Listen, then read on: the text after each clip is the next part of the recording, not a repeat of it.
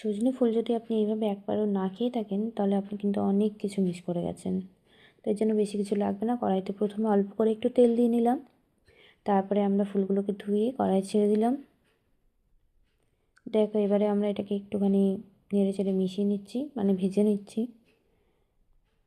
তো যারা আমার চ্যানেলে নতুন তারা অবশ্যই আমার চ্যানেলটাকে একবার ঘুরে আসবে, আর ভালো লাগলে চ্যানেলটাকে সাবস্ক্রাইব করে পাশে থাকবে। তো দেখো এটাকে আমরা নেড়ে নিচ্ছি। দেখতেও ভালোই লাগছে, সবুজেতে সাদাতে ভীষণই ভালো লাগছে। দেখো এবারে আমরা অল্প করে একটু নুন দিয়ে দেবো, আর দিয়ে দেবো এবার একটুখানি হলুদ গুঁড়ো দিয়ে এগুলোকে একটু ভালো করে মাখিয়ে নেব, মানে মিশিয়ে নেব। ব্যাস মেশানো হয়ে গেছে, আর একটু নাড়াচাড়া করে নেব এটাকে।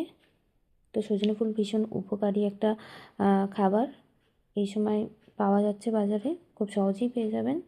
তো নিয়ে এসে অবশ্যই এরমভাবে একবার করে খেয়ে দেখবেন, আর খেয়ে অবশ্যই আমাকে একবার জানাবেন কিন্তু কেমন লাগলো। কথা বলতে বলতে আমাদের রান্নাও কিন্তু অনেকটা হয়ে গেছে।